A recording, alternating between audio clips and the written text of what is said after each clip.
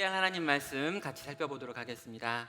왕상 열왕기상 우리 19장 4절로 12절에 있는 말씀으로 우리 광야의 위로 세미한 소리라고 하는 제목으로 같이 말씀 나누도록 하겠습니다.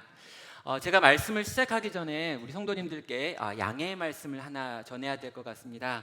이유가 뭐냐면 오늘 설교를 준비하는데 아무리 이렇게 고민을 해도 이 설교를 40분 내에 할 만큼 제가 기술이 부족해가지고요, 오늘 설교가 약간 길어질 수 있다는 거 죄송합니다.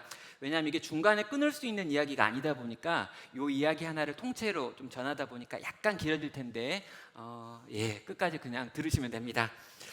오늘 함께하는 하나님 말씀, 광야의 위로 세미한 소리. 한국은요, 이 자살과 관련해 가지고 굉장히 높은 우리 수준을 유지하고 있습니다. 우리 OECD 국가들 중에서요, 지금 1등을 하고 있는데 20년간 한 번도 그 자리를 놓친 적이 없다고 합니다. 심지어 2등과의 차이도 굉장히 많이 나는 나라가 한국 사회죠.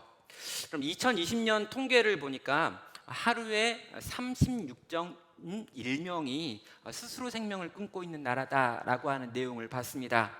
하루에 36.1명이 스스로 생명을 끊고 있는 거죠. 그리고 더 충격적인 것 중에 하나는요, 20대와 30대가 죽는 가장 많은 경우가 자살이라고 하는 거였습니다. 이 젊은 세대들이 자기의 삶에 대한 소망을 유지하기 어려운 상황, 사회가 이 한국 사회다라는 거죠. 자살이 멀리 있는 남의 이야기가 아니라 정말 많은 경우에 우리 바로 옆에서 일어나고 있는 사건들이고, 우리가 경험하고 또 듣고 보게 되는 사건 중에 하나가 되어버린 것이 20년 동안 한국 사회의 모습이었던 것 같습니다. 수많은 사람들이 자살을 생각하고요, 또 구체적으로 자살에 대한 충동을 느낀다고 합니다. 살 소망마저 끊어지는 일들이 너무나 많은 사회인 거죠. 여러분, 코로나가 시작되기 전에도 우리 사회는 그러했고요, 이 코로나가 진행되어지고 그 시간을 깊이 또 오랫동안 경험하면서 또 많은 분들의 마음 가운데 살 소망이 끊어진다라고 하는 이 느낌을 받는 일들이 많다고 합니다. 자, 이런 상황 가운데 있는 한국 사회, 그리고 이런 상황 가운데 닥친 코로나라고 하는 어려움, 그리고 이 속에서 우리가 느끼는 우울함과 슬픔, 이때 교회는 뭘 해야 되는 걸까요? 여러분, 정말 교회는요, 이런 세상을 위로하는 곳이어야 합니다. 성도는 하나님께 먼저 위로를 받아야 되고요, 받은 그 위로를 가지고 이 세상 속에서 위로하는 역할을 감당해야 한다는 거죠. 그런데 우리 역시 함께 우울하고요, 우리 역시 함께 지쳤고요, 우리 역시 깊은 침체를 경험할 때가 너무나 많습니다.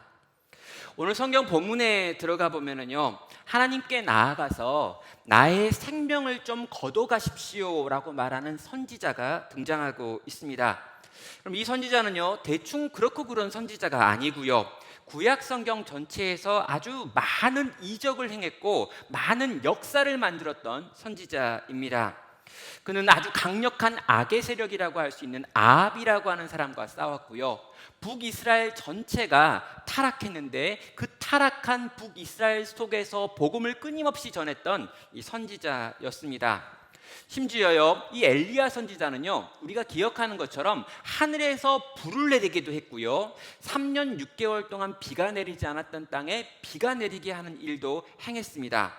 많은 기적을 행했고 역사를 만들었고 450대 1로 싸워가지고 바알의 선지자들을 이겼던 사람이 바로 여기 이 엘리야라고 하는 선지자인데요, 오늘 본문에 보면 엘리야가 깊은 침체 가운데 빠져가지고요, 이세벨로부터 도망을 가고 광야에 들어가서 거기서 내가 이제 죽었으면 좋겠다라고 하는 탄식을 하는 것을 보게 됩니다.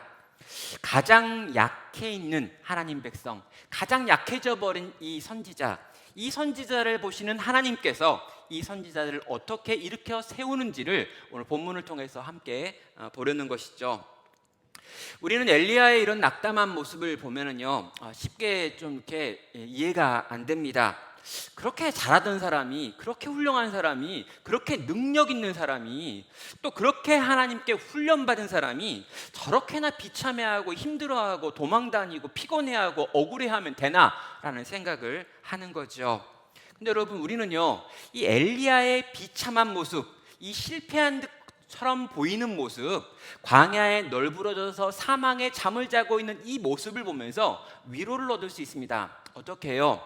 이렇게 놀라운 사람도 이렇게 침체될 수 있다면, 이렇게 놀라운 사람도 이렇게 비참해할 수 있다면, 우리도 비참해질 수 있는 거고, 그런 비참에 빠져 있는 우리를 하나님께서 회복시킬 수 있겠구나라는 생각을 하는 것이죠.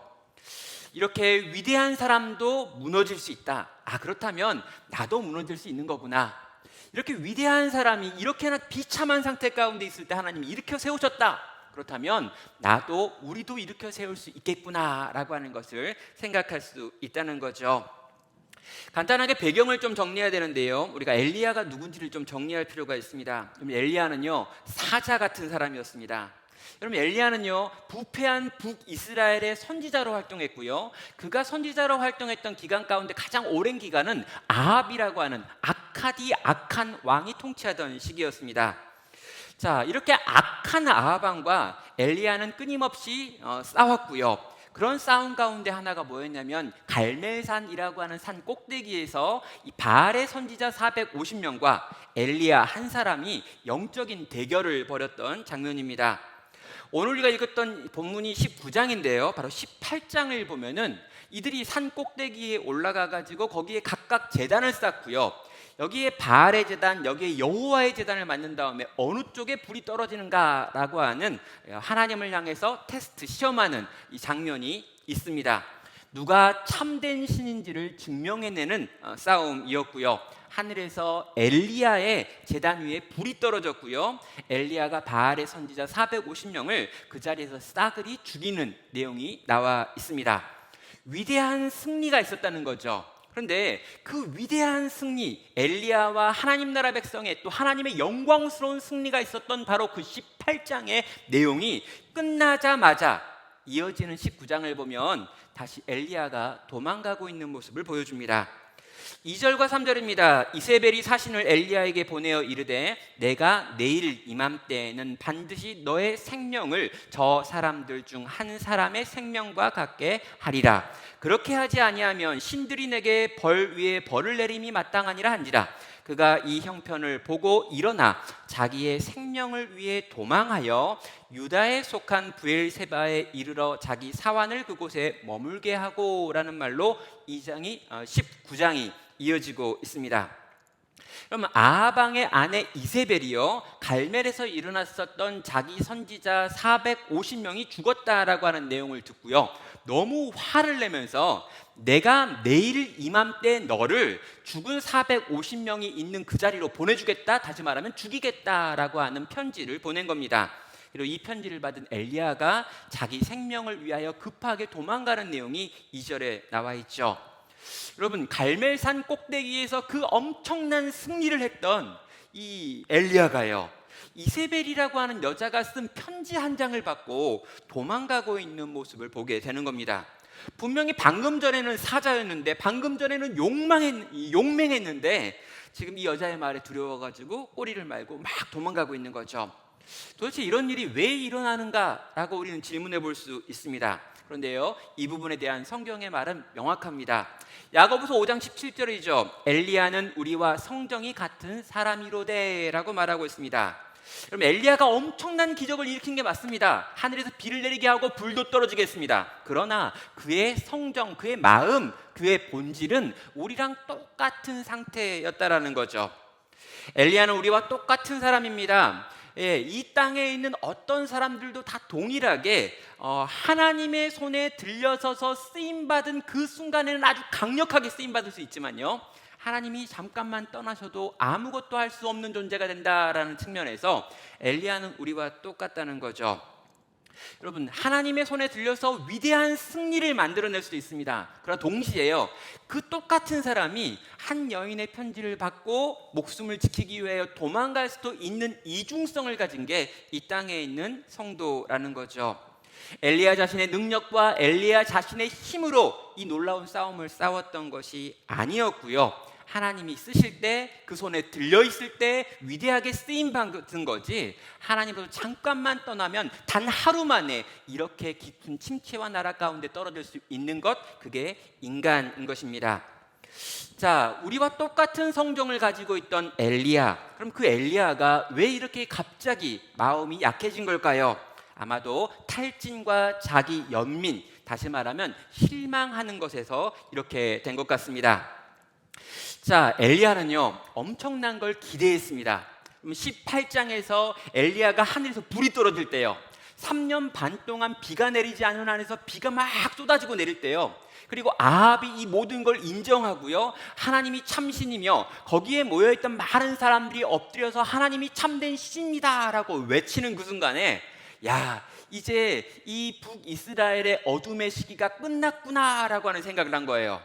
왕이 저렇게 마음을 바꾸고 저기 바알의 선지자 450명이 죽고, 그리고 저기에 있는 저 많은 백성들이 눈앞에서 하나님이 일하시는 걸 목도했기 때문에 이제 더 이상 정말 이 악한 왕이 다스리는 이 우상 숭배하는 나라가 끝나고 다시 하나님을 믿고 그분을 신뢰하며 그분의 통치를 따르는 하나님 나라가 시작되겠다라고 하는 생각을 이 열왕기상 18장에서 엘리야가 했을 거라는 것입니다. 그런데 그런 놀라운 일을 경험한 바로 그 다음 얼마 지나지 않아서요, 편지 한 통이 오는데 이세벨이 살아있는 거예요. 그리고 이세벨이 혈기가 등등합니다. 죽이겠다고 말합니다. 그리고 보니까 역시 이세벨 옆에 이세벨의 군대가 있고요, 그 군대가 와서 자기를 죽일 것 같은 거죠. 방금 전까지는 다 끝났다라고 생각했는데 아무것도 끝나지 않았구나. 돌아간 아합은 바뀌지 않았고 방금 전에 하나님을 찬양했던 이스라엘 백성들도 바뀐 게 없구나. 그냥 나 혼자 좋았던 거구나. 나 혼자 끝났다고 생각했구나. 그럼 이런 생각이 딱 드니까 이 끝에 있다가 이 밑으로 추락해 버린 것입니다. 오랫동안 신음했던 이스라엘의 영적 전쟁과 어둠이 끝났다라고 생각했는데 끝난 게 아니었던 것을 알게 된 것입니다. 성도 여러분, 우리는요 자주 실망하고 낙담합니다. 왜냐하면요 우리의 삶 가운데 일어날 일들을 예측할 수 없기 때문이죠. 뭔가 잘 될 거야 라고 생각을 하고요, 이제 끝났어 라고 생각을 하고요, 이젠 좀 우리가 안정적이지 라고 생각을 하고요, 이 정도면 성공한 것 같아 라고 생각을 합니다. 그런데 그렇게 우리가 생각했던 우리의 기대, 우리가 생각했던 그 좋아 보이는 어떤 현상들이 그대로 유지되거나 그대로 성취되지 못할 때 우리 마음 가운데요 정말 힘들다, 어렵다, 지쳤다 라고 하는 생각을 하는 겁니다. 우리 그리스도인들은요 기본적으로 약간 긍정적인 사람들입니다. 그래서 우리는요 기본적으로 문제를 보면요 이 모든 문제 뒤에 하나님이 계시지, 하나님이 뜻과 계획을 가지고 있어. 그래서 이 뜻과 계획을 가지고 있는 하나님께서 결국 선으로 바꾸실 거야 라고 하는 걸요 우리는 이렇게 고백해요. 근데 여러분 이렇게 고백하고요 얼마간 좀 견디죠. 그래서 막 어려운데 막 찬양도 부르고, 어려운데 기도도 하고, 어려운데 하나님이 뭔가 뜻이 있을 거야 라고도 말합니다. 근데 여러분 이게요 내가 예상했던 것보다 길어지면, 내가 생각했던 것보다 깊어지면, 내가 생각했던 것보다 더 많이 아프면, 그리고 내 주변에 있는 하나님을 믿는 사람들조차 그걸 인정해 주지 않으면, 내 주변에 나와 함께 손잡고 이 길을 걸어가 줄 거라고 생각했던 사람들마저 배신하면요 우린요 그때 갑자기 여기에 있다가 여기로 추락하는 걸 경험하게 되더라는 것이죠. 정말 하나님을 우리가 믿습니다. 그래서 우리는 하나님이 하실 거라고 생각을 해요. 근데 예상보다 하나님이 너무 느리게 움직이는 것 같고 내가 원하는 방식으로 일하시는 것 같지 않을 때 우리는 때로 정말 하나님이 있나? 라고 하는 또 다른 종류의 의심이 올라오고 그것 때문에 고통스러워하게 된다는 것입니다. 사랑하는 성도 여러분, 우리는 하나님을 기대합니다. 또 하나님께서 주시는 꿈을 꿉니다. 그런데 그 꿈이 실현되어지지 않을 때, 또 뭔가 생각했던 어떤 긍정적인 결과들이 빨리 찾아오지 않을 때 우리는 낙심하고 낙담하고 하나님께 실망하고요, 그리고 때로는 하나님을 원망하고요, 가능하면 하나님의 얼굴을 보고 면전에서 하나님을 향해 이 억울한 심정을 표현하고 싶어지는 날이 있다라는 것입니다. 그래서요 엘리야는요 하나님께 나가려고 지금 준비하고 있습니다.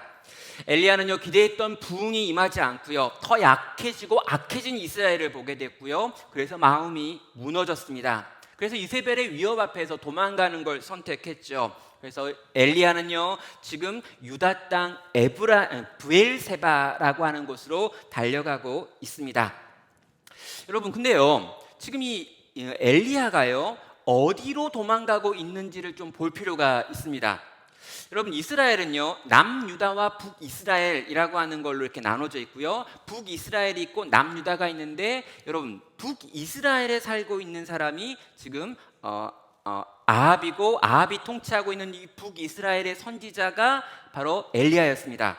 그래서요 엘리야를 죽이겠다라고 하는 이 이세벨의 특공대는요 북이스라엘 안에서만 활동할 수 있어요. 그러면 북이스라엘을 벗어나서 남유다로 가면요 아직 하나님을 섬기고 있는 그 남유다 안에서 이 엘리야는 보호받을 수 있습니다. 그런데 남유다로 내려가서 거기서 머무는 게 아니라 남유다로 들어갔을 뿐만 아니라 더 밑으로 내려가서 부엘세바라고 하는 남유다의 끝까지 가고 있고요, 나중에 보면 부엘세바를 벗어나서 광야를 가가지고 광야에서 40일 동안 더 달려가서 호렙산이라고 하는 곳으로 도망가고 있는 모습을 보게 되는 거죠. 성도 여러분, 우리는요 좀 궁금하게 생각할 필요가 있습니다. 왜 엘리야는 굳이 거기까지 도망가나?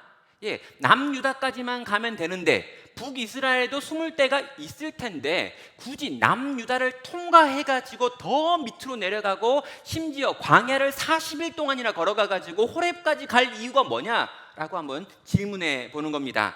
단지 자기의 생명을 유지하기 위해서 도망간 거리치고는 너무나 멀기 때문이죠. 4절은 말합니다. 자기 자신은 광야로 들어가 하룻길쯤 가서 한 로뎀나무 아래 앉아서 자기가 죽기를 원하여 이르되 여호와여 넉넉하오니 지금 내 생명을 거두어 주옵소서. 나는 내 조상들보다 낫지 못하나이다 하고 로뎀나무 아래 누워 자더니라고 말합니다.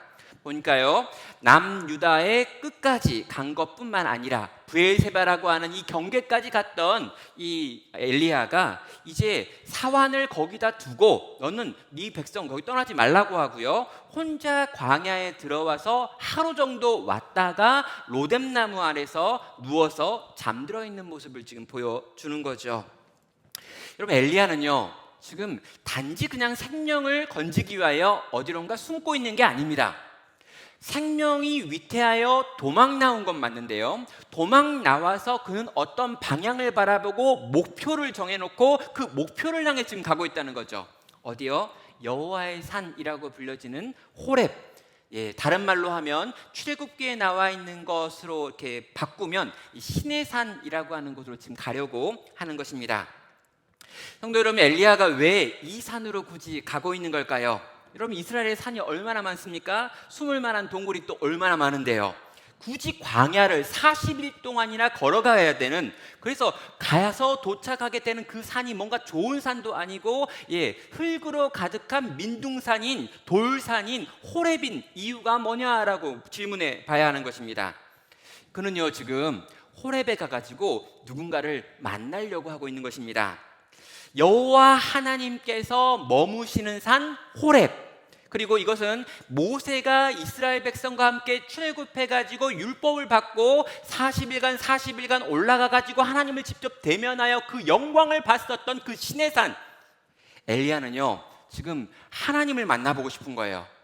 엘리야는요 이 억울한 심정과 분통 터지는 마음을 가지고 내가 평생 주를 위해 그토록 열심히 했는데 왜 부흥이 일어나지 않는 거냐, 그렇게 놀라운 기적을 보여주셨으면 이제 놀라운 변화가 일어나야 될 것 같은데 왜 그 변화가 일어나지 않는가, 난 지금 너무 힘들고 억울하고 화가 나고, 그래서 하나님을 얼굴을 좀 보고 정말 그 하나님의 면전에서 내 이 억울한 심정을 좀 표현해야겠다, 이게 엘리야가 품었던 마음인 거고, 그래서 엘리야는 지금 호렙을 향해서 달려갔던 겁니다.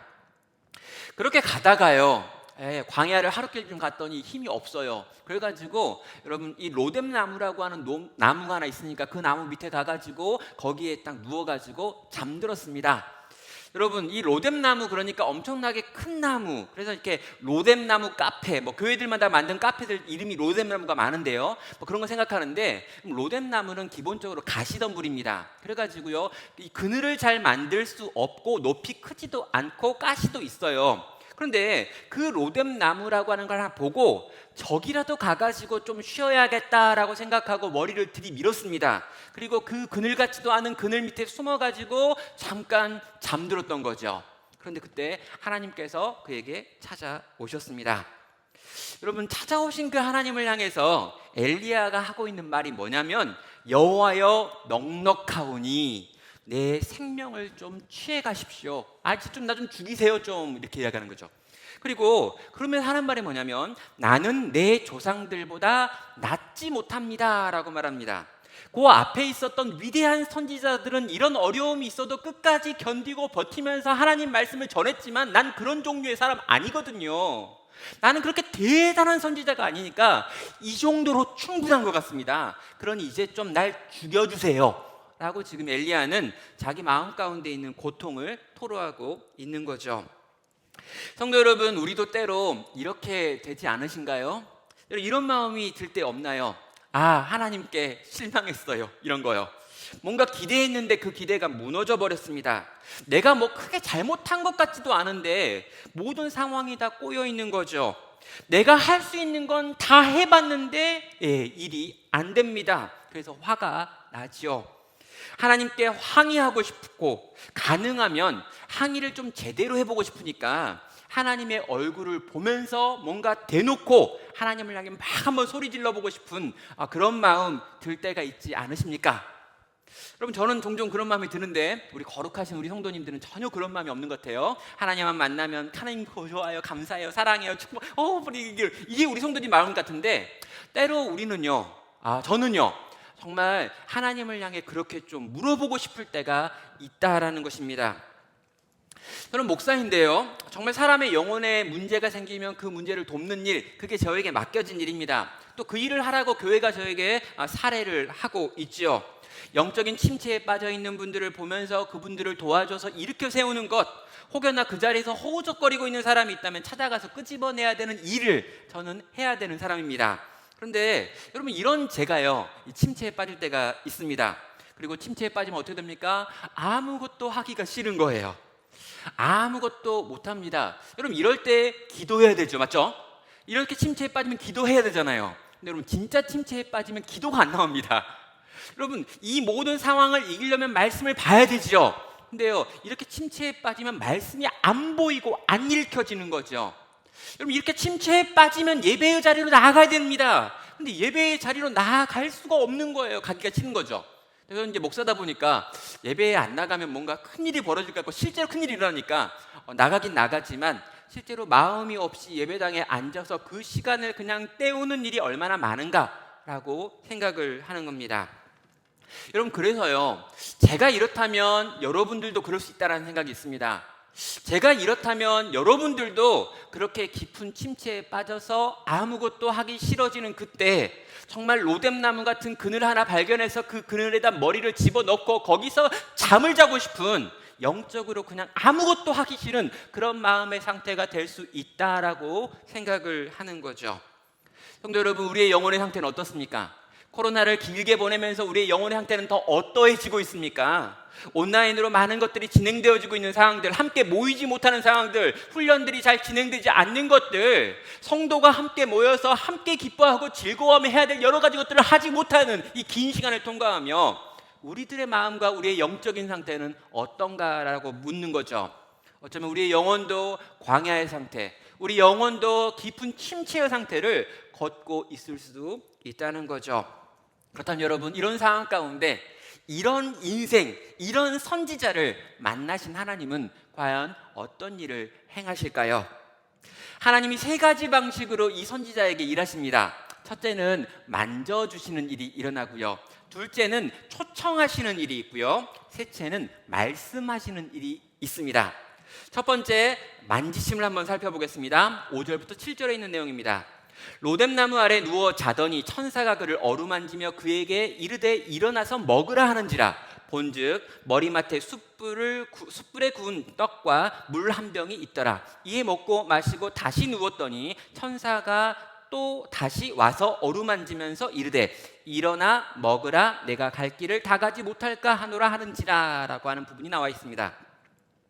여기 보면요, 아무것도 할 수 없는 엘리야. 그래서 깊은 잠을 자고 있는 엘리야.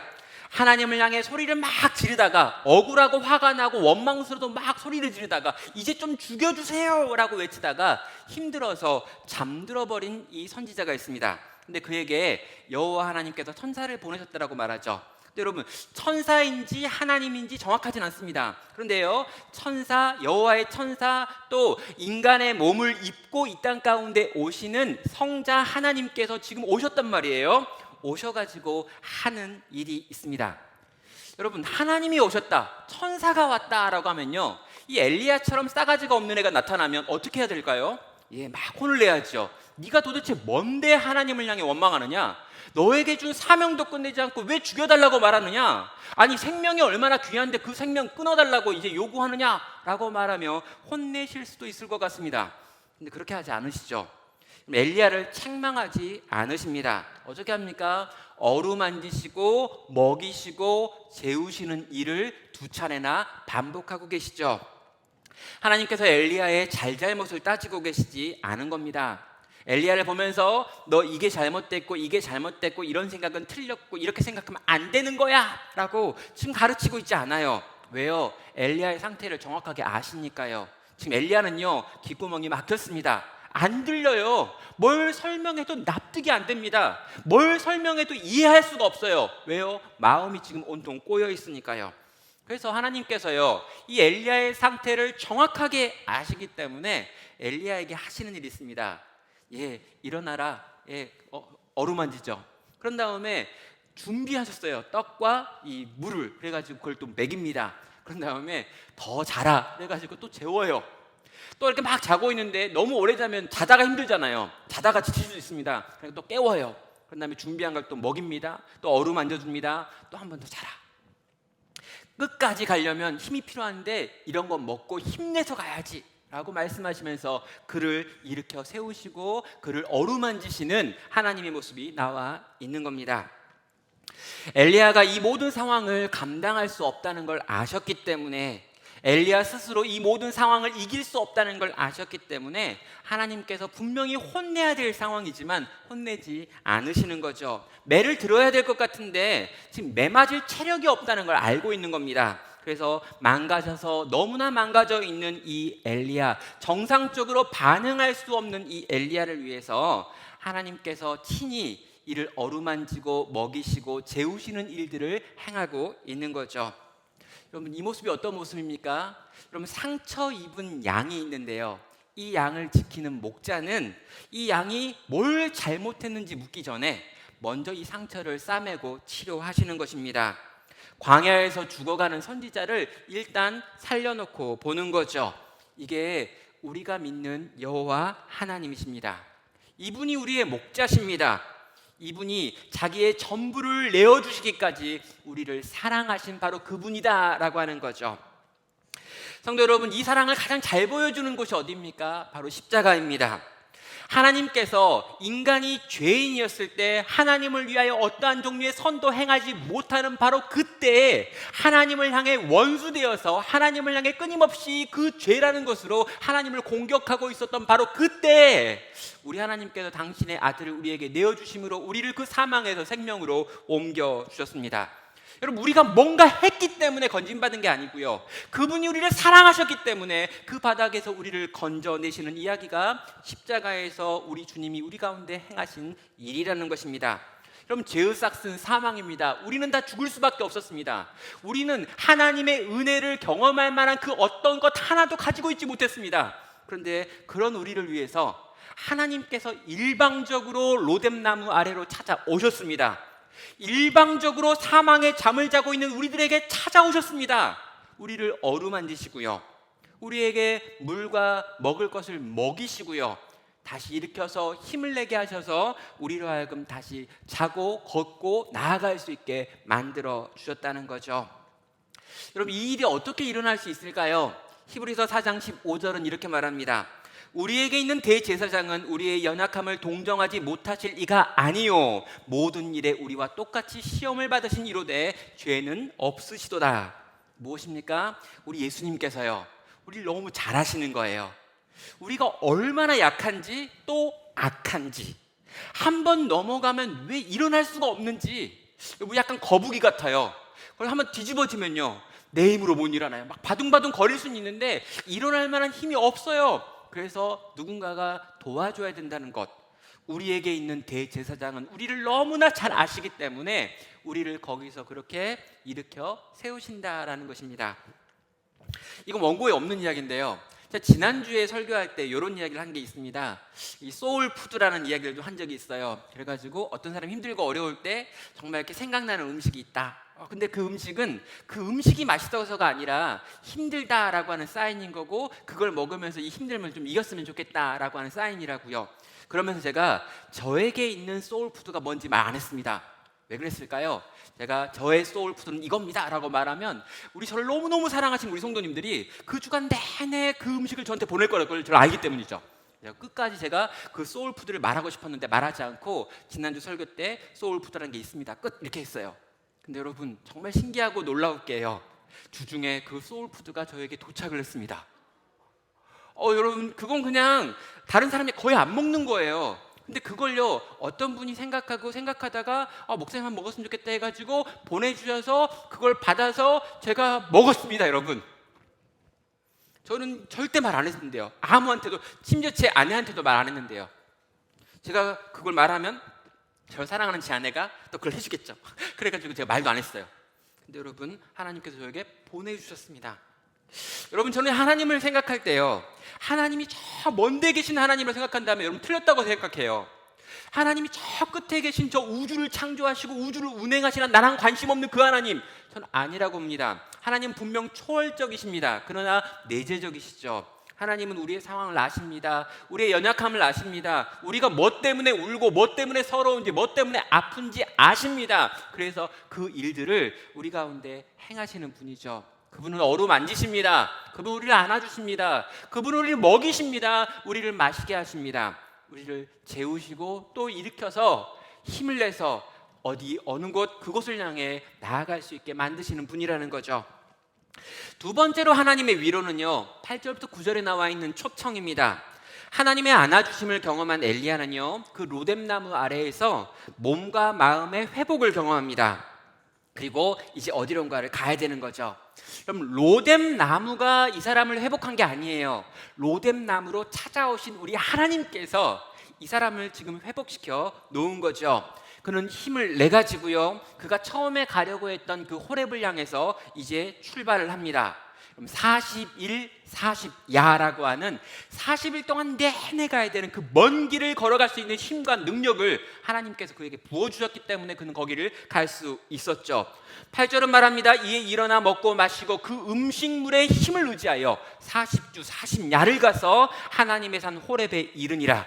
엘리야가 그곳 굴에 들어가 거기서 머물더니 여호와의 말씀이 그에게 임하여 이르시되 엘리야야, 내가 어찌하여 여기 있느냐.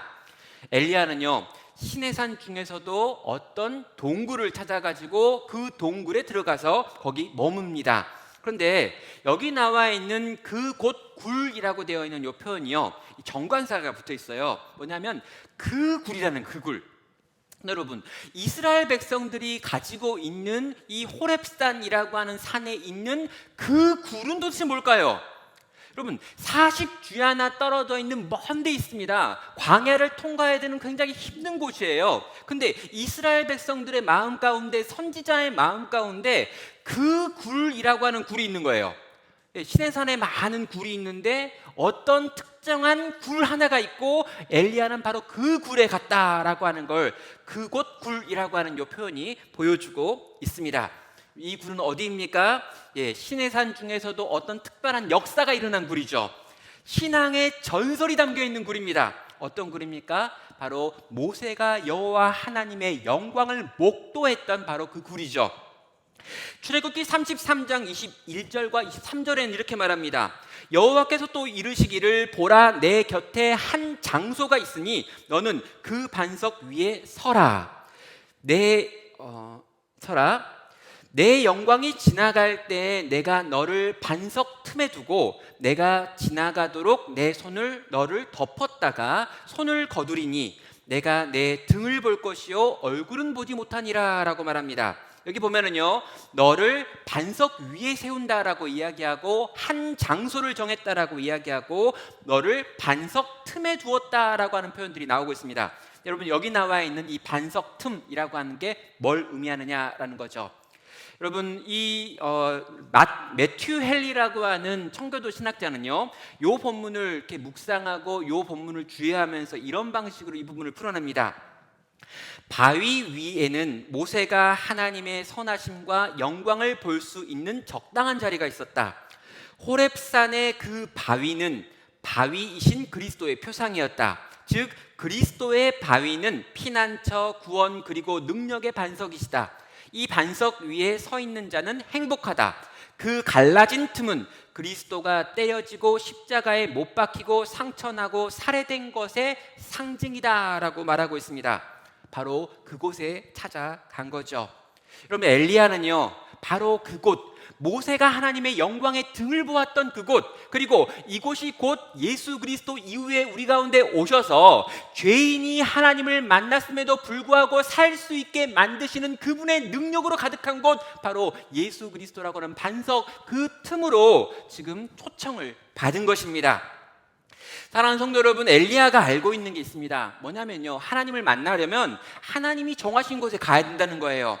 정말 내가 하나님을 대면해서 하나님의 얼굴을 보면서 내 억울한 심정을 표현하려면 하나님이 만나주시는 그 특정한 장소에 가야 된다라고 하는 생각이 있었습니다. 근데 여러분, 그 장소가 어디냐고요? 그 반석이고요, 그 바위 틈이고요, 그 굴이었습니다. 그래서 엘리야는요, 지금 그곳으로 가는 거죠. 여러분, 우리가 하나님을 만나고 싶으면요, 하나님께 뭔가 은혜를 누리고 싶으면요, 뭔가 특별한 기도원에 가야지, 또 어떠한 장소나 어떤 특정한 사람을 만나야지라고 생각하시면 안 됩니다. 우리가 어디로 가야 된다고요? 정말 하나님을 만나고 싶으면 어디로 가요? 예수 그리스도를 향해 나아가야 하는 거죠. 여러분, 우리가 하나님께 나아가려면요, 반드시 예수님의 이름으로 나아가야 합니다. 우리가 하나님과 관계를 회복하기 원한다면요, 예수 그리스도께서 나를 위해 어떠한 일을 행하셨는지 그 십자가 아래로 내려가야 합니다. 그 예수님을 다시 만나고 경험하고 그 예수라고 하는 반석 위에 서야지만 우리는 거룩하신 하나님을 만나고 그분과 교제하고 그분이 우리 가운데 주시는 말씀을 들으며 회복될 수 있기 때문입니다. 히브리서 4장 16절은 그래서 이렇게 말하죠. 그러므로 우리는 긍휼하심을 받고 때를 따라 돕는 은혜를 얻기 위하여 은혜의 보좌 앞에 담대히 나아갈 것이다. 근데 여러분, 이 히브리서 4장 16절 바로 앞에 15절이 나왔고 거기에 우리에게 있는 대제사장은 우리를 불쌍히 여기시는 분이다 라고 하는 내용이 나와 있었단 말입니다. 엘리야는요, 이 진리를 알았습니다. 그래서 정말 그 반석에 가서 하나님을 만나고 싶다고 했죠. 우리도 동일합니다. 우리가 예수 그리스도라고 하는 그분께 나아가서 그분께 은혜를 구하고 그분의 도우심을 구할 때 그분은 우리 가운데 하나님을 만날 수 있는 통로를 여시는 분이라는 거죠. 은혜의 보좌 앞으로 나아갈 수 있게 만드십니다. 그리고 때를 따라 돕는 은혜를 거기 그 자리에서 부어주시는 것이죠. 사랑하는 성도 여러분, 이 광야를 지나며 우울하고 낙심하고 낙담된 일이 많다면 이 예수 그리스도를 붙드시기 바랍니다. 그리고 그분이 주시는 그분의 은혜 가운데서 하나님을 나아가 하나님의 은혜의 보좌에서 그분이 부으시는 또 다른 은혜를 경험하고 누릴 수 있는 여러분 되시기를 주의 이름으로 축원합니다. 마지막 세 번째로 주는 위로가 있습니다. 바로 대화라고 하는 거죠. 11절 10절부터 이렇게 말합니다. 10절은 이렇게 말합니다. 그가 대답하되 내가 만군의 하나님 여호와께 열심히 유별하오니 이는 이스라엘 자손 주의 언약을 버리고 주의 제단을 헐며 칼로 주의 선지자를 죽이었으며며 오직 나만 남았거늘 그들이 내 생명을 찾아 빼앗으려 하나이다 라고 지금 하나님을 만났을 때 그는 이렇게 말하고 있습니다. 여러분, 10절에 나와 있는 요 말을요, 나중에 정말 영광 중에 하나님이 찾아오셨거든요. 찾아오신 그 하나님께도 동일하게 말합니다. 그래서 10절에 나와 있는 요 표현이 13절과 14절에도 똑같이 나와 있죠. 핵심은 뭐냐면요, 하나님, 이제 우리 끝난 것 같습니다. 우리 안 될 것 같아요. 더 이상 소망이 없습니다. 답이 없어요. 제가 열심히 해봤거든요. 근데 안 돼요. 이스라엘은 끝난 것 같습니다. 북이스라엘은 끝났어요. 이제 포기하세요. 이게 엘리야가 하나님 딱 만나면 그 얼굴에 대고 하고 싶었던 말이죠. 여러분, 엘리야가요, 이 비통한 이야기, 이 억울한 이야기를 하나님께 했습니다. 그랬더니 하나님 뭐라고 그러냐면, 너는 나가서 여호와의 산에 서 있어라 라고 이야기하죠. 예, 엘리야는요 이제 뭔가 기대하는 게 있습니다. 이제 하나님이 진짜 영광 중에 그 얼굴을 보여주시겠구나. 이전에도 나는 하나님을 만났고 하나님이 내게 말씀도 하셨고 나도 하나님께 말했고 기도했고 예배 중에 그 하나님을 경험한 적도 있지만, 이전에 한 번도 경험하지 못했던 엄청난 하나님을 이제 경험하겠구나. 나는 불도 경험했고 비도 경험했고 까마귀들이 나를 먹이는 것도 경험했고 많은 기적도 체험했지만, 그 기적과 비교할 수 없는 하나님의 영광을 이 산에서 모세가 봤던 것처럼 나도 보겠구나. 예, 엘리야는 기대가 가득해가지고 여호와의 산 앞에 딱 섰습니다. 그리고 그 앞에 하나님께서 지나가시죠. 11절은 말합니다. 여호와께서 지나가시는데 여호와 앞에 크고 강한 바람이 산을 가르고 바위를 부수나 바람 가운데 여호와가 계시지 아니하며, 바람 후에 지진이 있으나 지진 가운데도 여호와께서 계시지 아니하며. 여러분, 첫 번째 하나님의 대답은 뭐였냐면 이 계시지 않는다라고 하는 요 표현 가운데 들어있습니다. 바람 후에 지진이 있으나 지진 가운데 계시지 아니하고, 지진 후에 불이 일어났는데 불 가운데도 계시지 아니하였다라고 하는 요 표현들, 하나님은 계시지 않더라는 거죠. 어디에? 놀랍고 위대한 표적들, 놀라운 기적들 가운데 계시지 않더라는 것입니다. 그럼 엘리야가 기대했던 건 뭐냐면 이런 것들이었어요. 엄청난 바람이 부는데 여호와 하나님이 거기 계신 거죠. 엄청난 불이 일어나는데 여호와 하나님이 거기 계신 겁니다. 땅이 막 갈라지고 있고 깨지고 있는데 그 깨지고 있는 그 지진 가운데 여호와 하나님의 영광스러운 모습을 보는 거예요. 그러니까 내가 볼 수 있는 모든, 상상할 수 있는 최고의 그 아름다운 모습, 그 엄청난 모습, 그 위대한 모습 속에 하나님이 임하실 거다라고 하는 기대를 가지고 그 산 위에서 여호와가 지나가실 때 여호와를 보려고 했던 것입니다. 그런데요, 하나님께서 그 엄청난 그림들 속에 등장하지 않으십니다. 계시지 아니하시고 계시지 아니하시고 계시지 아니하셨죠. 그리고 어디 계실까요? 어디에서 나타나십니까? 세미한 소리가 있는지라 라고 말하고 그 세미한 소리로 엘리야에게 찾아오셨습니다. 그럼 엘리야가 기대한 건 뭐였냐면요, 바람이었고 지진이었고 불이었습니다.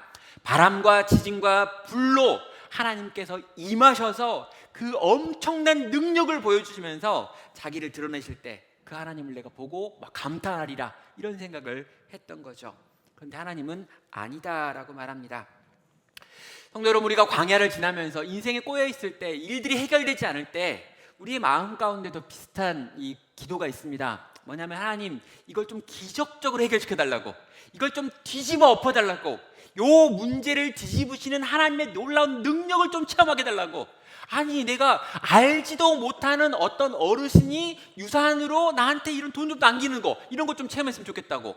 아니, 좀 로또 같은 게 당첨됐으면 좋겠다고. 내가 생각하고 있지 않은 데서 막 점수가 쌓여가지고 막 돌아왔으면 좋겠다고. 정말 기적이 좀 일어나서 내가 정말 상상할 수 없는 방식으로 이 문제가 해결되는 걸 좀 봤으면 좋겠다라고 하는 기도가 우리 가운데 있는 거죠. 하나님 당신께서는 엄청난 창고를 계시지 않습니까? 모든 좋은 건 빛들의 아버지한테 다 있다면서요. 그 하늘 창고를 잠깐만 열어서 하나님 보시기에 100억만, 우리한테는 좀 많지만 하나님 보시기엔 100억만 더 주시면 안 될까요? 라고 하는 기도가 우리의 기도인 거죠. 그런데요, 하나님께서 그런 기적들을 우리 가운데 행하실 수 있는 분이십니다. 지금도 그런 기적들을 행하고 계시기도 하죠. 그런데요, 그분의 가장 주요한 방법은, 주로 사용하시는 방법은, 주로 쓰시는 방법은 이런 기적들이 아니라 세미한 소리다, 세미한 말씀이다 라고 지금 보여주고 있는 것입니다. 여러분, 기적은요 엄청난 현상을 만들어낼 수 있습니다. 짧은 시간에 많은 결과를 보기 원한다면요, 우린 기적이 필요해요. 그런데요, 하나님께서 우리에게 원하시는 게 뭐냐라고 하는 걸 다시 물어봐야 합니다. 하나님께서 우리에게 광야를 지나가게 하셨다면, 여러분, 광야를 우리의 인생 가운데 두신 하나님의 목적이 뭐냐는 거예요. 하나님은요, 우리에게 광야를 지나게 하시면서 이 광야를 빨리 해결하는 것, 이게 그분의 목적이 아니라는 거죠. 뭐가 목적입니까? 이 광야를 지나는 우리가 변화되어지는 것, 이게 그분의 목적입니다. 정말 저 하늘나라, 저 천국이라고 하는 그곳에 합당한 자로 이 땅에서 얼마나 빚어지는가, 이게 하나님께서 우리 인생을 향해 품고 계시는 그분의 계획이에요. 우리를 거룩하게 빚어가시는 것, 이게 우리의 인생을 향한 하나님의 꿈이죠. 여러분, 이 꿈과 그 계획을 위해서 여러분, 기적이라고 하는 방식이 주요한가? 라고 다시 한번 묻습니다. 여러분, 기적이라고 하는 그 방식이 잠깐 우리로 웃게 만들지만 우리의 인격과 성품을 변화시킬 만한 능력이 없기 때문입니다. 하나님의 백성이 하나님의 백성다워지기 위해서 필요한 게 뭐냐면 바로 하나님이 우리 가운데 주시는 세미한 말씀입니다. 우리는요, 우리의 영혼이 변화되어야 되고 우리의 마음이 변화되고 우리의 생각과 가치가 변화되어야 되는데, 여러분, 이걸 바꾸기 위해서 하나님께서 만드신 가장 중요한 방법이 있다는 거예요. 그게 바로 하나님의 말씀입니다. 우리는요, 하나님을 사랑하지 않아요. 우리는요, 이웃을 사랑하지도 나 자신을 사랑하지도 못합니다. 그런데 이런 내가요, 어떻게 하나님을 사랑하고 나 자신을 사랑할 뿐 아니라 나 자신을 사랑하는 것처럼 이웃을 사랑하는 사람으로 변화될 수 있겠습니까? 불가능하다고요. 우리의 힘과 우리의 능력으로 수없이 많은 이적과 기적이 일어난다 할지라도 우리는 하나님을 사랑하고 이웃을 사랑할 수 있는 존재가 아닙니다.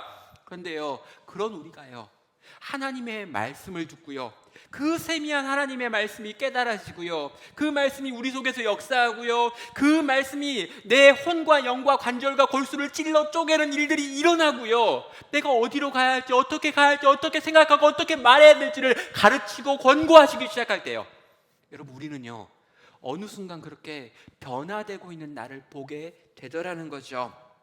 하나님의 가장 강력한 능력이 뭐냐고요? 아니, 그분의 가장 강력한 능력은요, 여러분, 천둥, 비, 구름, 이런 엄청난 자연 현상들, 이런 게 아니고요, 우리에게 주신 하나님의 말씀이라고 하는 것임을 오늘 본문은 이야기하는 것입니다. 심지어 이 세미한 말씀은요, 나중에 보면 예수 그리스도의 다른 이름이 되기도 하지요. 요한복음 1장 14절입니다. 말씀이 육신이 되어 우리 가운데 거하심에 우리가 그의 영광을 보니 하나님의 독생자의 영광이요 은혜와 진리가 충만하도다. 여러분, 예수님은요, 자기 자신을 세미한 소리라고 소개하셨습니다. 여러분, 참된 위로가 어디서 오는가? 우리의 회복이 어디에서 오는가? 바로 세미한 소리, 우리 주 예수 그리스도 말씀이신 바로 그분 안에서 온다라고 우리에게 가르치고 있는 것입니다. 사랑하는 성도 여러분, 광야를 지나는 우리에게 뭐가 필요할까요? 이 광야에서 우리가 진정 위로를 얻으려면 어떤 것들이 우리에게 있어야 되는 걸까요? 오늘 성경은 우리에게 세 가지를 이야기합니다. 하나님께서 우리를 만져주시기를 주의 이름으로 축원합니다. 여러분의 고민과 아픈 것들과 상한 것들과 지쳐 일어날 수 없는 모든 것 가운데 하나님의 어루만지시는 은혜, 하나님의 안아주시는 은혜가 있기를 주의 이름으로 축원합니다. 두 번째로 우리가 구해야 될 은혜가 무엇입니까? 여러분, 예수 그리스도라고 하는 은혜의 반석을 향해 다시금 나아가시길 바랍니다. 그 깨어진 반석 사이에 서서 예수 그리스도의 십자가의 은혜를 다시금 회복하며 그 십자가를 끌어 안으시는 여러분 되시기를 주의 이름으로 축원합니다. 그리고 마지막으로 말씀드립니다. 세미한 주의 음성을 들으십시오. 여러분의 귓가에 말씀하시는 하나님의 목소리를 들으십시오. 여러분을 그 자리에서 일으켜 세우시기를 기뻐하시며 여러분에게 다시 소명을 주시고 다시 꿈을 주시고 다시 힘을 주셔서 주를 위하여 다시금 살아가게 만드시는 그 말씀이 여러분의 귀에 들려지기를 주의 이름으로 축원합니다.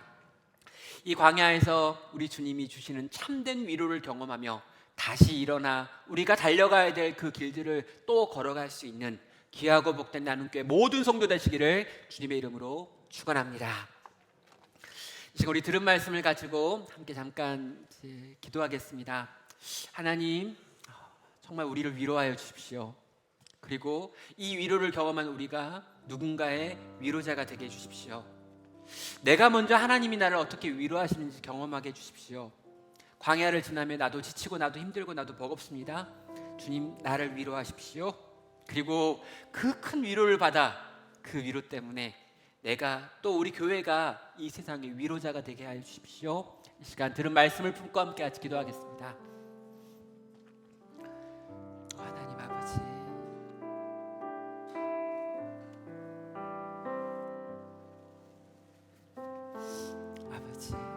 주의 은혜가 우리 가운데 있고 하나님 아버지 엘리야를 이렇게 세우시는 하나님이 여기 있습니다.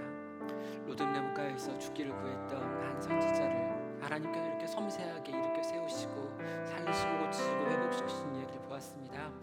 오 주님,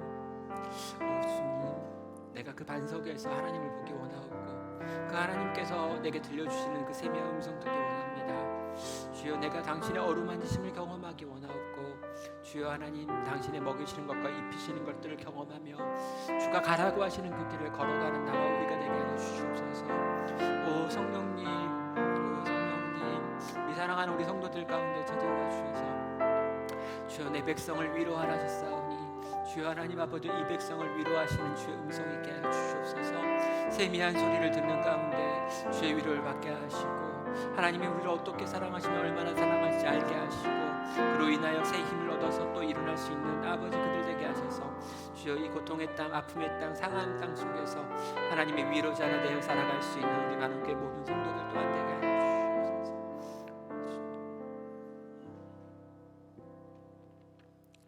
사랑과 은혜가 많으신 하나님 아버지, 이 시간 광야 같은 세상을 살아가고 있는 우리 성도들을 사랑하는 우리 주님께서 위로하여 주시옵소서. 주님, 어루만져 주시옵소서. 주님, 우리를 정말 그 반석으로 초청하여 주시옵소서. 주님, 정말 세미한 음성으로 우리를 향해 당신이 얼마나 우리를 사랑하시는지, 또 우리를 위해 어떤 계획을 품고 계시는지 보이고 들려 주시옵소서. 주께서 우리를 위로하실 때 우리는 위로를 얻겠습니다. 위로의 하나님께서 주시는 그 특별한 위로하심이 그 어떤 상황 가운데 있다 할지라도 우리를 일으켜 세우는 것들을 경험하기 원합니다. 그리고 하나님, 우리가 이 놀랍고 위대한 위로를 경험했기에 이제 또 다른 누군가 이 위로가 필요한 이들에게 나아가 이 위로를 전하는 그런 교회와 성도 또한 되게 하여 주시옵소서.